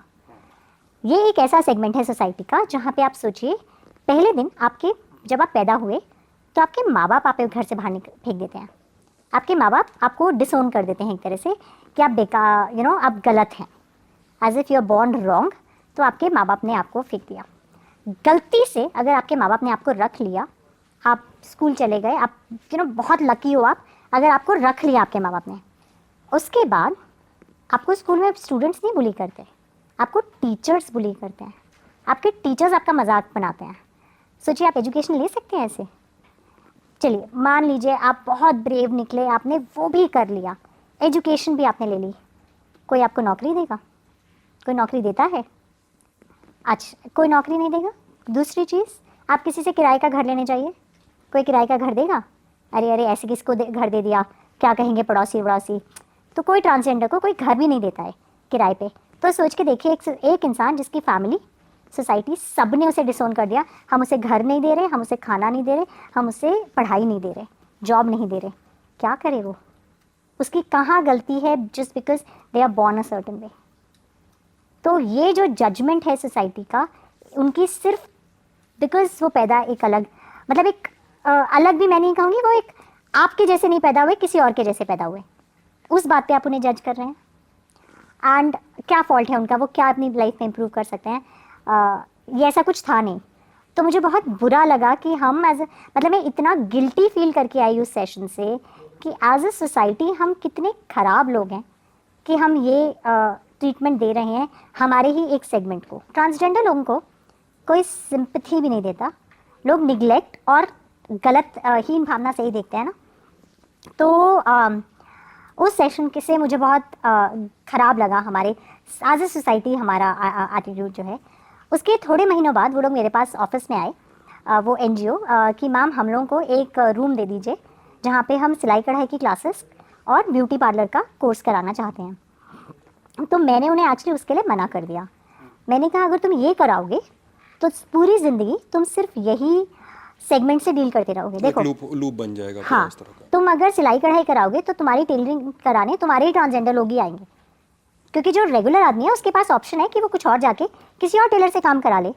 ब्यूटी पार्लर भी खोलोगे तो बाकी ट्रांसजेंडर ही तुम्हारे पास आएंगे, क्योंकि बाकी सबके पास तो ऑप्शन है ना किसी और ब्यूटी पार्लर पे जाने का। उसकी जगह मैं तुम्हें अपने ऑफिस की रिसेप्शन पे काम दूंगी। एक SDM ऑफिस की reception is the only place जहाँ पे दुनिया के जो आप काम कराने गए हैं उसका ऑल्टरनेटिव नहीं है। आपको अगर कोई सर्टिफिकेट बनवाना है तो सिर्फ आपके एरिया के SDM से ही बन सकता है। आप दुनिया में कहीं चले जाइए वो नहीं बनेगा। आपको अगर अपना प्रॉपर्टी का कुछ ठीक कराना है, प्रॉपर्टी से कुछ वो करना है, सिर्फ उस जगह हो सकता है और कोई ऑल्टरनेटिव ही नहीं एग्जिस्ट करता। तो आपके पास जो आएगा वो कहीं और जा ही नहीं सकता, उससे आपसे ही काम कराना होगा। उससे क्या होता है कि आपकी जो पावर इक्वेशन है ना वो चेंज हो गई। उससे पहले तक आप लोगों के पास जा रहे थे एज ट्रांसजेंडर कि मुझे कुछ दे दो, अब वो आपके पास आएंगे काम कराने। तो पहले आपकी जिम्मेदारी थी कि आप अपने आप को अच्छा दिखाएं, आप उनके स्टैंडर्ड्स पे वो करें। अब उनकी जिम्मेदारी है कि वो आपसे नॉर्मल बिहेव करें। तो वो पावर इक्वेशन चेंज हो गई। इस वजह से लोग आपको इंसान की तरह देखने लगेंगे, क्योंकि अब उन्हें ये लगेगा कि अरे यार, ये इंसान भी हमारा कोई काम कर सकता है। एंड इसलिए मैंने उन्हें अपने रिसेप्शन पे जॉब दी थी। अच्छा, तो अभी भी वो हैं वहाँ पे काम कर हाँ, रहे हैं? अभी मेरे से 10-15 दिन पहले मिल के गए हैं वो लोग। So yeah they still there. And Covid में उनके फैमिलीज़ में उनका बहुत बुरा स्टैंडर्ड था अपनी फैमिली में। उनकी कोई रिस्पेक्ट नहीं थी अपने घर में। दे वर ऑलवेज तिरस्कार की नज़र से उन्हें देखा जाता था उनके परिवार में। बट कोविड में they became the only solo bread earners in the family, क्योंकि बाकियों की जॉब छूट गई बट उनकी जॉब थी, क्योंकि वो सरकारी ऑफिस में थे। तो वो फाइनली अपने घर में मेन सोर्स ऑफ इनकम बन गए। तो उनका उसके बाद जो फैमिली में रिस्पेक्ट वो हुआ है वो बहुत है। एंड सोसाइटी में भी वो लेवल उनका इक्वेट एटलीस्ट उस एरिया में। एंड बाय द वे, वो दिल्ली का एक प्रॉपर जाट वाला गांव था जहां औरतों को ही पर्दे से बाहर अलाउड नहीं है, लड़कियां ही काम नहीं करती, लड़कियां ही पढ़ाई नहीं जाती। वहाँ पे वो लोग एसडीएम ऑफिस में हैं। तो it was a huge emotional support for them and एक रियलाइजेशन टू द वर्ल्ड कि इंसान की कैपेबिलिटी मैटर करती है, इंसान की शक्ल सूरत नहीं। तुमको उसको घर में बहू बना के थोड़ी लाना है जो तुम्हें फ़र्क पड़ता है कि वो ट्रांसजेंडर है या लड़की है या लड़का है। तो मेरा प्लान सिर्फ यही था। आपने ये जो बात की ट्रांसजेंडर्स को लेकर आने की, और उसके पहले की जो बात, जो स्कूलों का आपके और दूसरे डिसेबल्ड लोगों के एडमिशन को लेकर जो अप्रीहेंशन रहा है, और इसके साथ साथ आप बार बार आपकी एक सोशल मीडिया पोस्ट फेसबुक पे लिखी हुई बहुत वायरल हुई थी, जिसमें आपने इंक्लूसिव एजुकेशन की बात कही थी। स्कूलों में समावेशी किस्म की पढ़ाई होनी चाहिए, और कोई व्यक्ति था जो आपको कुछ ऑनलाइन ट्रोल कर रहा था, कुछ कर रहा था, तो आपने बड़े उसको अच्छे से रिप्लाई किया था कि स्कूलों की एजुकेशन में क्या प्रॉब्लम है। ये बुलिंग का इतना बड़ा एपिसोड, ट्रोलिंग का इतना बड़ा एपिसोड चल रहा है, जो हर जगह चल रहा है, सोशल मीडिया पे चल रहा है। आप अभी भी शायद ट्विटर पे नहीं हैं, और आप कहती हैं कि बहुत क्योटिक है, नहीं आना है, या मतलब नहीं, मुझे लगता है इतना बोलने की क्या ज़रूरत है सारा दिन। मतलब ठीक है यार, काम कर लो, बोलने की क्या ज़रूरत है हर चीज़ के बारे में। तो इतनी ओपिनियंस नहीं झाड़ने की आदत मुझे। तो I feel like Twitter is a medium जहाँ हर कोई अपनी नेगेटिविटी निकाल पाता है आसानी से। एंड मैं दुनिया में ऑलरेडी बहुत नेगेटिविटी देखती हूँ, तो मुझे नहीं लगता कि उस जंजाल में और फंसने की ज़रूरत है।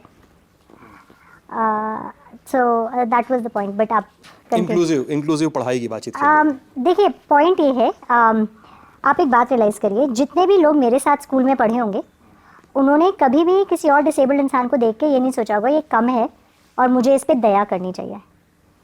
तो जब आप आप सोच के देखिए, अगर इस कमरे में अचानक से एक एलिफेंट आ जाता है, आप और मैं मुड़ के नहीं देखेंगे, क्योंकि हम हर रोज़ एलिफेंट को नहीं देखते ना यहाँ।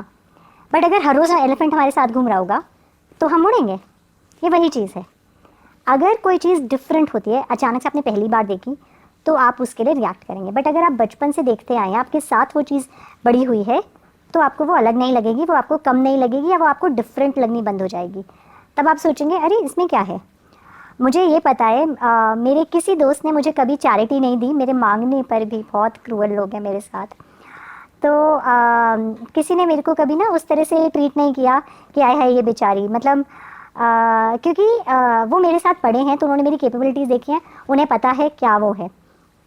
तो मतलब मोस्टली मेरे फ्रेंड्स मेरे ऊपर डिपेंडेंट होते हैं रादर देन मैं उनके ऊपर किसी भी चीज़ के लिए डिपेंडेंट हूँ। एंड तो अगर बचपन से आप साथ में रहते हो तो आप इंसान को उसकी फ़िज़िकल अपीयरेंस के बियॉन्ड देखते हो। आप उसकी जो चीज़ें उसमें नहीं हैं उसके बियॉन्ड देखते हो।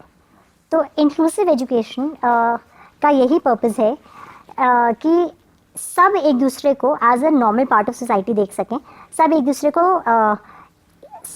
इक्वल। मैं ये नहीं कहती कि मैं अगर 10 किलोमीटर चलती हूँ तो आप भी 10 किलोमीटर चलो, बट मैं अगर 2 किलोमीटर चल सकती हूँ और आप 10 किलोमीटर चल सकते हो, तो हम दोनों को वो अपॉर्चुनिटी मिले। मेरे हिसाब से इक्वालिटी का मतलब है कि मेरी कैपेबिलिटी के हिसाब से मुझे अपॉर्चुनिटी मिले। तो अगर हम सेम स्कूल्स में पढ़ेंगे, देखिए कभी भी क्लास में सब बच्चों के नंबर सेम नहीं आते, राइट। तो हर किसी के ऊपर नीचे होते हैं, बट वो क्लास में तो हैं, उन्हें वो एजुकेशन तो मिल रही है, उसके बाद उनकी परफॉर्मेंस उनके कैपेबिलिटी पे है, तो वो अपॉर्चुनिटी मिलनी चाहिए। That is my point. कुछ सवाल ले लेते हैं। हाँ हिमांशु। मैम मेरे 2 सवाल हैं। एक सवाल तो ये कि मतलब मैं ट्विटर पे जब भी देखता हूँ तो अफसर एक सवाल पूछते हैं, कटहल की फ़ोटो डालते हैं, उसके बाद पूछते हैं इसे आपने पहचाना? तो क्या आपके किसी कलीग ने बताया कि यार ये लोग ट्विटर पे यही क्या करते हैं और कुछ काम ही नहीं है? मेरे से कोई ट्विटर की बात ही नहीं करता। नहीं, हम लोगों में आपस में ऐसे outside of our own office life discussions होते नहीं हैं, तो मुझे नहीं पता, मैंने ये देखा भी नहीं, जाके करूँगी गूगल अब। मैम दूसरा सवाल ये है, एक फिल्म आई थी राजकुमार राव जो है अफसर बनते हैं और मेरी शादी में ज़रूर आना। हाँ मेरी शादी में ज़रूर आना, उसमें इंतकाम देखेगी टाइप। तो उसमें सीन ये होता है कि वो लड़की शादी नहीं करती है जिससे वो बताते हैं उन्हें किक मिली और उसके बाद वो अफसर बने। तो एक मोमेंट आता है ना ज़िंदगी में कि यार ये करना है अब, है ना? तो वो मोमेंट क्या था आपके लिए? आई थिंक वो जो मैं 20 घंटे काम कर रही थी कैडबरी में, वो वाला मोमेंट था। बचपन में तो था, बट वो इंस्टेंटेनियस डिसीजन का वो मोमेंट नहीं था। उस पॉइंट पे मुझे ये रियलाइज़ हुआ कि ऐसा हुआ कि मेरे ऑफिस में सब कोई इवेंट चल रहा है बाहर, सब लोग एंजॉय कर रहे हैं और मेरे को तो पता ही नहीं था उस दिन स्पेशल ड्रेस का डे है और स्पेशल कुछ हो रहा है, तो मैं तो कमरे में ही बंद हूँ एक। तब मुझे रियलाइज़ हुआ कि यार मैं तो ऑफिस में रह के भी ऑफिस का पार्ट नहीं बन पा रही हूँ, and the only thing I am doing is earning money. मतलब मैं मेरे काम करने से किसी को तो फ़र्क ही नहीं पड़ रहा। ठीक है, पैसा हो रहा है, मेरा कंपनी में टारगेट है, वो सब पूरा हो रहा है, बट लार्जर लेवल पे there is nobody who is saying कि आपने किया तो मेरी लाइफ में कुछ पॉजिटिव हुआ, और मुझे अपने काम से ये चाहिए था। एंड देन आई रियलाइज़ कि इसके बाद अगर मैं और कॉर्पोरेट में रही तो शायद मैं छोड़ के नहीं जा पाऊँ वापस पढ़ाई की तरफ, तो उससे मैंने क्विट किया। एंड 1-2 कोलीग्स और ने तभी क्विट किया मेरे साथ। उनमें से एक की mother was an IAS officer और दूसरे ने शायद वो अनहैप्पी थे जॉब में, उससे क्विट किया। पर मुझे लगा शायद ये डिसीजन लेने का मोमेंट है, तो मैंने उससे क्विट किया। जी आकांक्षा, आपके सवाल है, बताइए। मैम आप अपने आप को मोटिवेटेड कैसे रखते थे प्रिपरेशन के फेज़ में? आई एक थिंक तो वो थकान वाला मोमेंट होता है, कई लोगों के जीवन में होता है। ये सवाल हम लोग लोगों ने यूजर्स में भी पूछा है सोशल मीडिया पे, हाउ टू स्टे मोटिवेटेड। आप पहले तो ये सोचिए, आप डिमोटिवेट क्यों होंगे? आप डिमोटिवेट कब होंगे? जब आपने एक तो कोई ऐसा करियर पाथ चुना है जो आपकी चॉइस का नहीं है, आपके इंटरेस्ट का नहीं है, और आप मजबूरी में कर रहे हैं। कहीं पे आपने किसी और के कहने से, किसी और के मोटिव से कर लिया हो। जब मम्मी पापा कहते हैं कर लो, जब दुनिया कहती है अच्छा ये वो है, तो मैं उस तरह से नहीं आई थी। मैं बहुत बचपने में भी नहीं आई थी। मैं इंजीनियरिंग MBA और कॉर्पोरेट के जॉब के बाद आई थी। तो मैं इस करियर में जब आई तो मैं बहुत ऐसे नहीं थी कि मुझे किसी और को कुछ दिखाना था। This was purely for my emotional satisfaction. तो मैंने एक तो वो चीज़ करी कि मेरा मोटिवेशन ना वो अपने से ही रिलेटेड था। बल्कि मेरे तो माँ बाप ये कह रहे थे क्यों ही करना है, अच्छी खासा करियर था, अच्छा खासा सब सेटल थे, वापस आगे पढ़ाई में आज तक तो करी नहीं थी, अब पढ़ेगी। मेरे माँ बाप का तो बिल्कुल विश्वास नहीं था ये पढ़ेगी। उनको लगा इतनी आलसी है ये कि स्कूल की पढ़ाई भी नहीं करती थी, अब जॉब भी नहीं करना है इसे, इसलिए घर बैठने आ रही है वापस। तो एक तो this was purely for my own reasons. मेरे को दुनिया को कुछ प्रूव नहीं करना था, मुझे किसी और को कुछ नहीं दिखाना था। दिस वॉज प्योरली बिकॉज मुझे पता था मैं यही पर्टिकुलर चीज़ करके अपने आप को इमोशनली सेटिस्फाइड फील करूँगी। दूसरा शायद मैंने चॉइस ऑफ सब्जेक्ट्स वगैरह भी उस तरह से ली थी जिन्हें मैं एंजॉय कर सकती थी। And I lived a very balanced life. ऐसा नहीं था कि मैं सारा दिन सिर्फ कमरे में बंद किताबों के बारे में ही सोच रही हूँ। मैंने बहुत पिक्चरें देखी हैं, मैंने बहुत इधर उधर घुमाए, बहुत नए नए दोस्त बनाए हैं। I did everything. मैंने 1-2 नई चीज़ें स्किल्स सीखे, तो मैंने बहुत कुछ किया है। ऐसा नहीं था कि मैं सिर्फ पढ़ाई कर रही थी। शायद आप ज़्यादा बोर तब होते हो जब आप सिर्फ एक ही चीज़ कर रहे होते हो और सिर्फ एक ही चीज़ के बारे में सोच सकते हो। तो मैं थोड़ा प्लान बेटर करती हूँ और मैं हर चीज़ के लिए टाइम निकालती हूँ, तो शायद वो चीज़ भी आपको फिर डिमोटिवेट नहीं करती है। अच्छा, दूसरा अगर मेरे उतने नंबर नहीं आए तो मैंने ये नहीं किया कि अरे टीचर ख़राब थे, कोचिंग सेंटर ख़राब था, एग्ज़ामिनर ख़राब था, इस बार पेपर ये था, मेरी लाइफ ये ख़राब है, मेरे माँ बाप के पास पैसे नहीं है, ये नहीं है, वो नहीं है। मुझसे लोग क्या करते हैं ना, वो अपने अलावा सबको ब्लेम कर लेते हैं। तो डिमोटिवेट हो जाओगे ना आप जब आपके पास देखो, आप मोटिवेटेड कब तक रहते हो जब आपको लगता है आपके हाथ में कंट्रोल है, आप उस चीज़ को कुछ चेंज कर सकते हो, आपको नेक्स्ट स्टेप दिख रहा है कि अब मुझे इस चीज़ को चेंज करने के लिए क्या करना है। तो मेरे साथ ये था, मुझे हर स्टेप पे ये पता, मैंने अपनी गलती ढूंढी मैंने ये रियलाइज़ किया कि इससे नेक्स्ट क्या मैं कर सकती हूँ इसको चेंज करने के लिए, यहाँ पे मेरे एक्शंस में क्या कमी रह गई और उसको मैं अगली बार मॉडिफाई करूँ। तो अगर आपको ये रास्ता मिल जाता है ना तो मोटिवेट रहना आसान होता है। आप डीमोटिवेट तब आते हो जब आपको रास्ता नहीं मिलता कि आगे कहाँ जाऊँ, इसको कैसे, इस पहाड़ को क्रॉस करूँ, इस पहाड़ के आगे कैसे निकलूँ। तो क्योंकि मैं वो रास्ता हर बार ढूंढ लेती थी in terms of my own actions, तो मैं अपने आप को ब्लेम करती थी, not life, not circumstances, not everybody else. तो वहाँ पे भी आपको डिमोटिवेशन फिर कम होती है। जी प्रशांत। Hi ma'am. हाँ, आपने एक इंसिडेंट बताया, आपके फादर चाहते हैं कि आप कार चलाना सीखें, हाँ लेकिन आपको बाहर दिखता ही नहीं। वो बहुत आसानी से बोल दिया आपने, ठीक है, तो वो बात तो मुझे घर कर गई। लेकिन आपकी लाइफ में कभी ऐसा कुछ रहा, यूपीएससी तो आपने फोड़ दिया कोई, मतलब वो तो मतलब अल्टीमेट है, लेकिन कुछ ऐसा रहा हो जिसका मलाल है कि नहीं ये आगे करना है या अभी तक नहीं किया? यार मेरा ना बचपन से भरतनाट्यम सीखने का बड़ा मन था, और टीचरों ने नहीं लिया मुझे। नहीं, बट अभी ऐसा कुछ है नहीं in terms of larger goals. Because एक और चीज़ है, मैं कभी रिग्रेट करती नहीं। जैसा मैंने बताया कि मैं ये ढूंढती हूँ कि इसके आगे मैं क्या कर सकती हूँ इसे चेंज करने के लिए, तो मैंने हर चीज़ में वही किया है।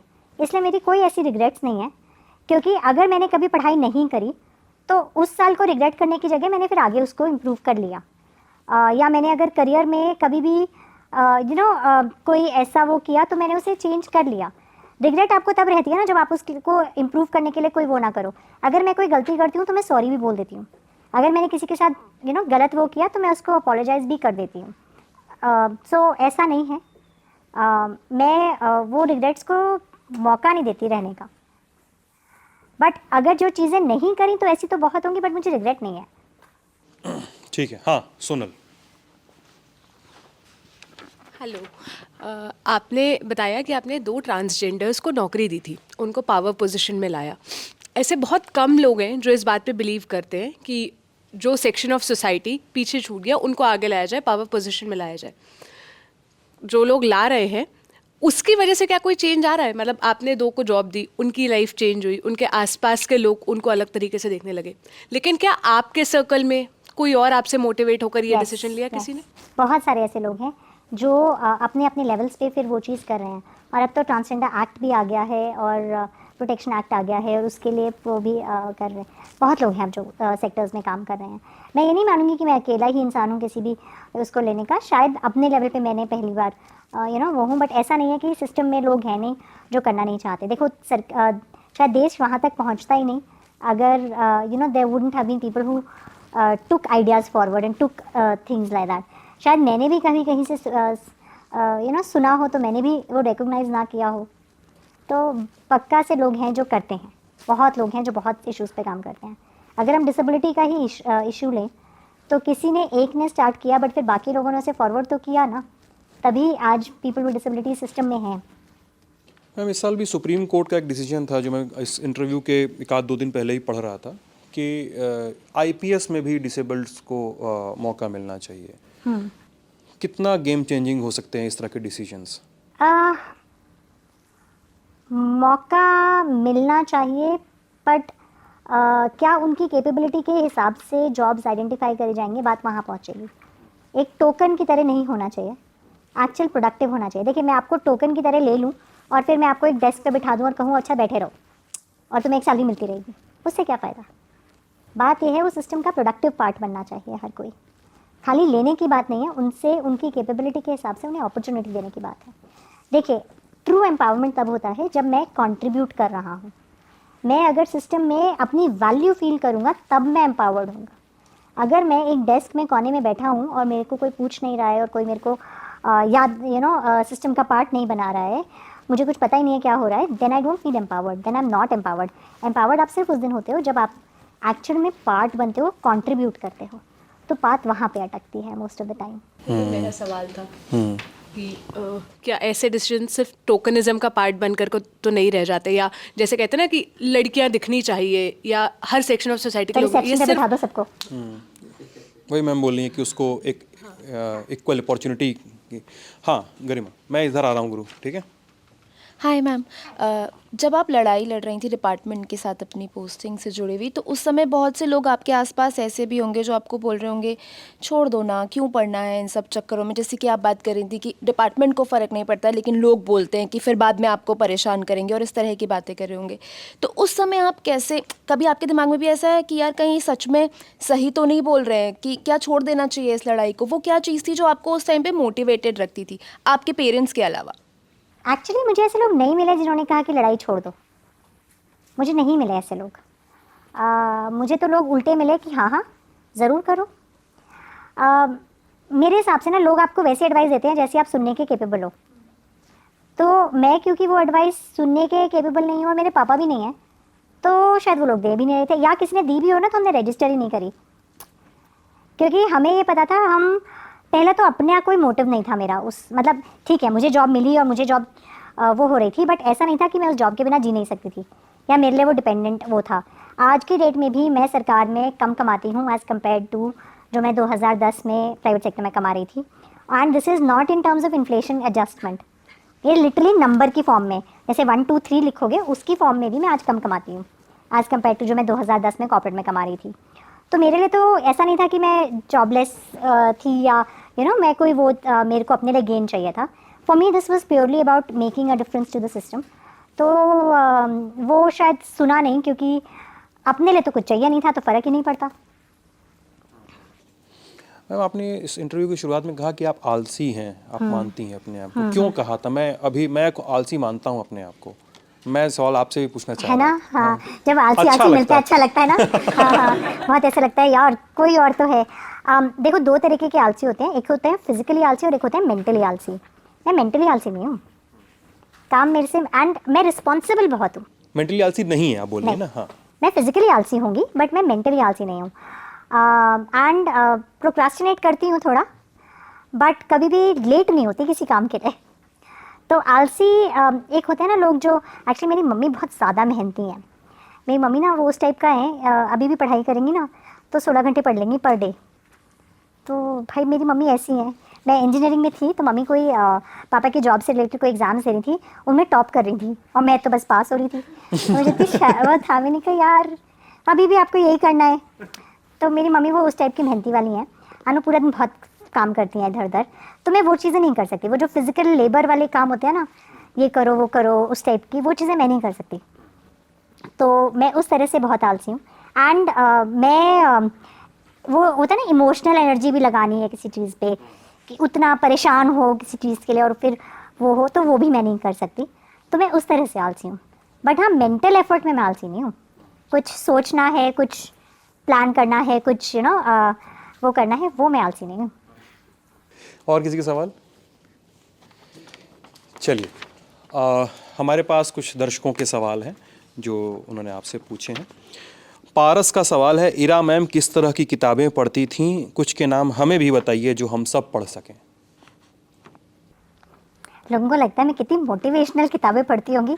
भाई मैं बहुत कचरा नॉवेल्स पढ़ती हूँ। जैसे जैसे जैसे जैसे मैं सब पढ़ती हूँ। एंड बहुत ज़्यादा फिलोसफिकल होता है तो मैं नहीं पढ़ती हूँ। तो मैं स्टोरी, लाइफ की स्टोरीज होती है ना, डिटेक्टिव स्टोरीज, ड्रामा, सब पढ़ती हूँ मैं, सब टाइप के नॉवल। वो जो स्टेशन में बिकता है, हिटलर मरेगा चूहे की मौत टाइप का। हाँ। हिंदी नहीं पढ़ती, तो वो अंग्रेजी में टाइटल ऐसे वाले। बट एक्चुअली मुझे ऐसा लगता है आप जो भी किताब पढ़ोगे ना, आपको लाइफ का एक डिफरेंट पर्सपेक्टिव मिलता है। आप हर चीज़ एक्सपीरियंस करके नहीं सीखते हो, कुछ चीज़ें आप दूसरों के एक्सपीरियंस से सीख लो। And books are the best way to learn from other people's experience. तो मेरे हिसाब से वो जो लोग ये सोचते हैं कि मैं अचानक से एक किताब पढ़ूँ और बस मैं सबसे इनलाइटेंड सोल हो जाऊँ, तो वो तो शायद गीता पढ़ के भी नहीं होगा। क्योंकि ये सब आपकी खुद की सोच और आपके कैपेसिटी टू थिंक पे है। आप किसी चीज़ को किस पर्सपेक्टिव से कितना लार्जर अपने आप से बाहर निकल के सोच पाते हो, चेंज वहाँ से आता है। अब कोविड में लोग सब ये परेशान थे, हाय मेरी लाइफ ये हो गई। मैं आपको एक बहुत इंटरेस्टिंग चीज़ बताती हूँ। मेरे को बहुत सारे बच्चों के मैसेज आए जो सिविल सर्विसेज की तैयारी कर रहे हैं कि मैं बहुत दुखी हूँ, मेरे से पढ़ाई नहीं हो पा रही कोविड के चक्कर में, मैं अंदर कमरे में बंद हूँ, मतलब घर में बंद है सब, तो मैं बहुत दुखी हूँ, मैं बहुत डिप्रेशन में हूँ। भाई एक बात बताओ, आपको सिविल सर्विसेज की तैयारी के लिए कौन सी सड़क पे जाना था? आप पहले भी तो अपने कमरे में बंद होकर पढ़ाई करने वाले थे। अब ये ज़बरदस्ती कोविड का बहाना क्यों हो गया, ये तो और अच्छा है ना। आपको बाहर जाने को वो ही नहीं है तो आप खुद अंदर बैठ के पढ़ सकते हो शांति से, no distraction of the world.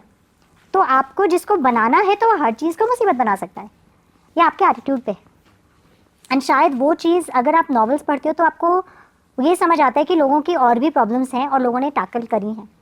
तो मैं वो चीज़ सीखती हूँ, तो मैं किसी को कोई नॉवेल्स के नेम्स नहीं रेकमेंड करूँगी, क्योंकि मेरे रेकमेंड करने वाले में आपको इंटरेस्ट नहीं आएगा तो आप कुछ नहीं सीखोगे। और आपको कुछ मुझे लगता है किताबें shouldn't be about forcing yourself, it should be about enjoying them.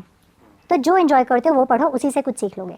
कई लोगों ने पूछा है इरा जी मूवीज़ देखती हैं? हाँ हाँ हाँ, बहुत। सीरीज़ वगैरह भी इधर भी चल रहा हाँ है हाँ सब। अच्छा। और को बहुत सारे लोगों का सवाल था कि कोचिंग कितनी ज़रूरी है यूपीएससी की तैयारी के लिए, ये बहुत बार पूछा जाता होगा आपसे। कोचिंग उतनी ज़रूरी है जितना आपको लगता है आपके लिए ज़रूरी है। अगर कोई कोचिंग से पास होता तो सारे कोचिंग वाले पास होते, नॉन कोचिंग वाला कोई नहीं पास होता, और दूसरा सब एक ही कोचिंग के पास होते, क्योंकि कोचिंग ने बनाया ना उन्हें, तो सारे एक ही कोचिंग के पास होने चाहिए थे। ऐसा तो होता नहीं है। तो ये आपकी कैपेबिलिटी है और आपकी capacity to really dedicate yourself and really study and understand पे डिपेंड करता है।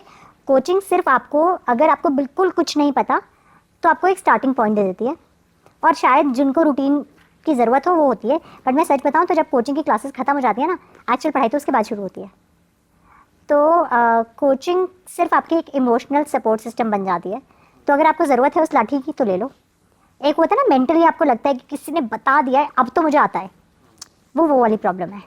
क्योंकि बहुत सारे लोग रिमोट एरियाज़ में रह के बिना कोचिंग के भी पास होते हैं, और बहुत सारे लोग कोचिंग करते हैं 5-5 साल नहीं होते। तो it is your capability, your capacity. बहुत सारे लोगों का सवाल है, आकाश कुमार का, साथ में आदित्य सिंह का भी सवाल है, और साथ ही मिथिलेश कुमार का भी, कि हिंदी मीडियम में हैं और यूपीएससी की दृष्टि से तैयारी कैसे करें।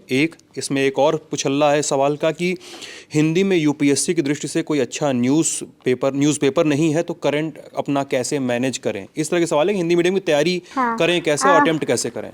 एक्चुअली मैंने क्योंकि इंग्लिश मीडियम से दिया है तो मैं मटेरियल्स में बिल्कुल हेल्प नहीं कर पाऊँगी। बट मैं एक ज़रूर चीज़ बताना चाहती हूँ। एक ऑल्टरनेट सवाल जो लोग पूछते हैं कि हिंदी में सिलेक्शन कम होता है, ये बहुत बार लोग पूछते हैं और लोगों को लगता है हिंदी में सिलेक्शन नहीं होगा। इसमें ना 2 चीज़ें आती हैं। पहली चीज़ ये आती है कि जितने रेशो में लोग हिंदी में अप्लाई करते हैं ना, उतने रेशो में लोग हिंदी में सिलेक्ट होते हैं। दूसरी चीज़ जो आती है, हिंदी आपको खड़ी बोली लिखनी है, आप डायलेक्ट नहीं लिख सकते। हिंदी की दिक्कत ये होती है, मैं अगर राजस्थान में रहता हूँ और मैं थोड़ी सी राजस्थानी मिक्स वाली हिंदी बोलता हूँ तो मेरे हिसाब से वो हिंदी है और मैं पेपर में वो लिख के आ जाऊँगा। आपको रियलाइज़ नहीं होता। और वहाँ पे गलती है। और आप जब बिहार में रहते हैं तो आप मैं की जगह हम बोलते हैं, आप वो हिंदी लिख के आएंगे, वो भी गलत हो जाती है। देखिए, अगर आप एक फॉरेन लैंग्वेज बोल रहे हैं जो कि इंग्लिश है और उसमें आप पेपर देते हैं तो आपकी गलती माफ़ होती है। बट अगर आप अपनी मदर टंग में पेपर दे रहे हैं, उसमें आप गलत लिखेंगे तो वो गलती माफ़ नहीं होती, वो गलती माफ़ होनी भी नहीं चाहिए। आपको वो एक्सक्यूज़ क्यों मिले कि आप अपनी मदर टंग भी ठीक से नहीं बोल पा रहे हो, आप उसमें लिख रहे हो तब भी गलत लिख रहे हो। और दूसरी चीज़, हिंदी क्योंकि इतनी सारी मॉडिफाइड डायलेक्ट्स हैं, भोजपुरी का डायलेक्ट अलग है, तो लोग क्या करते हैं, वो ये रियलाइज़ नहीं करते कि जो सरकारी हिंदी होती है वो कौन से वाली है और आपका जो उससे डिफरेंस है वो हम रिकॉग्नाइज़ नहीं करते, और इस वजह से लोग गलती करते हैं। लोगों को रियलाइज़ नहीं होता हिंदी में हम क्यों नहीं सेलेक्ट हो रहे, बट क्योंकि हिंदी की प्रॉब्लम ये है, अंग्रेज़ी तो एक बाहर की भाषा है ना, तो सब सेम वो है। हिंदी क्योंकि हमारी भाषा है, हम उसके डिफरेंट रीजनल वेरिएशंस बोलते और लिखते हैं अपने दिमाग में। देखिए, पेपर लिखते समय ना आपको जो दिमाग में आप बोल रहे हो ना, आप वो लिख देते हो और आप डायलेक्ट बोलते हो अपना रीजनल, और उस चक्कर में आप जो खड़ी बोली दिल्ली और वेस्टर्न यूपी में बोली गई है वो नहीं लिख के आते हैं, और आपको ये रियलाइज़ होता है अरे नंबर ही नहीं आए, बट आपने ग्रामेटिकली इनकरेक्ट लिख दिया क्योंकि आप तो अपने रीजन के हिसाब से लिख रहे हो, और ये बात नहीं रिकॉग्नाइज होती है, ये वो लोगों को नहीं समझ आती बात।